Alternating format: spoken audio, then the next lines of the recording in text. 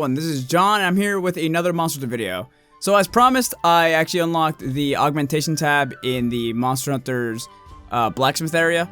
And essentially, I'm going to explain how the augmentation works, how you can augment weapons, how to farm them, which by the way, it's a pain in the butt, so you gotta be careful about this stuff, and what augmentation means for your armor and weapons.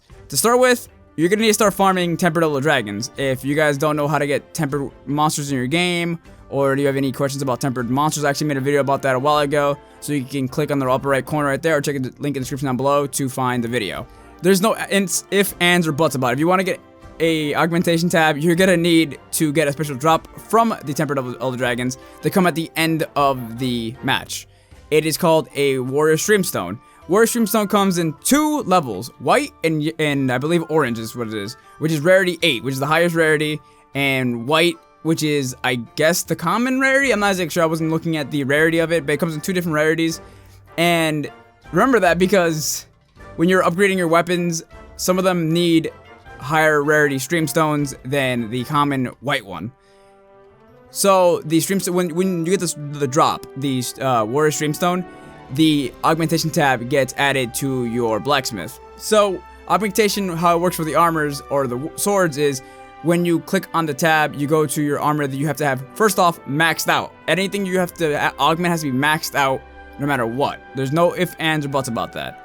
So when you get to the limit of the game where you can no longer upgrade your armor with armor spheres, for example, you can upgrade the limiter with a streamstone, I think it's a streamstone shard can also be used, and let's say Nitty gem, or a bird wiring gem. For example, the Rathlos, I needed a bird wiring gem to upgrade the helmet, arms, legs, and waist, all that stuff. Oh, by the way, you need 1 for every piece. Once you get that, you can keep increasing the defense of your armors.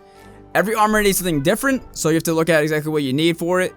And for your weapons, you need to upgrade it with required warrior streamstone. So that goes from blade, hammer, gun, sword, and I believe bow and axe. However, like I said before, the streamstone comes in different levels. So if you get the orange rarity, for example, for the sword you're looking at right now, you cannot use the orange rarity for, say, a sword that needs a white rarity warrior streamstone. The white rarity is an easier drop to get than the orange rarity, and it's a pain in the butt. I don't know if you guys can tell, I've been farming this all day, and I have only gotten 1 warrior streamstone, and it's for the fucking sword. And it's also a lower rarity. Whew.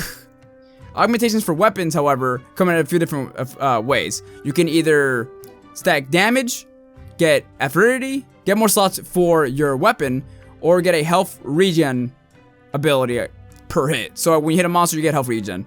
This health regen can also be stacked with other health regen abilities, say like the Nitty ability to health regen your armor once you've made contact with certain weapons, and some weapons can be augmented up to 3 times. So that's really good.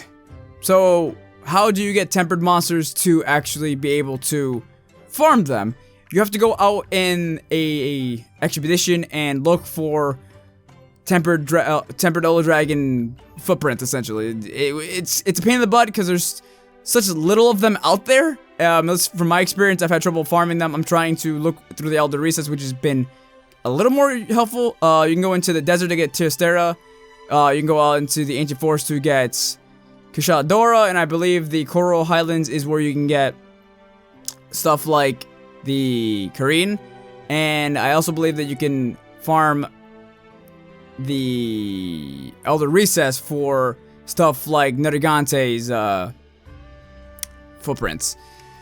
Again, this takes a little bit of a while, so you have to get ready for a pretty big grind, but those upgrades are very, very much worth it. They seem to make a pretty big difference. Again, tempered elder dragons are no joke. They will 2 or 1 hit KO you.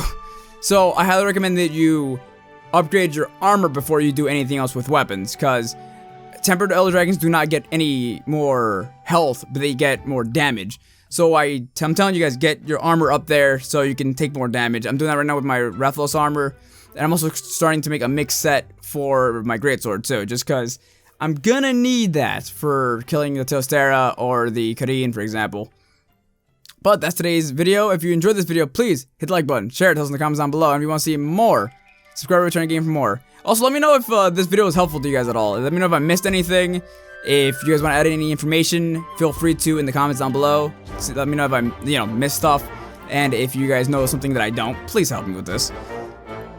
And share the information with everyone else. Anyway, thanks for watching, guys. Bye!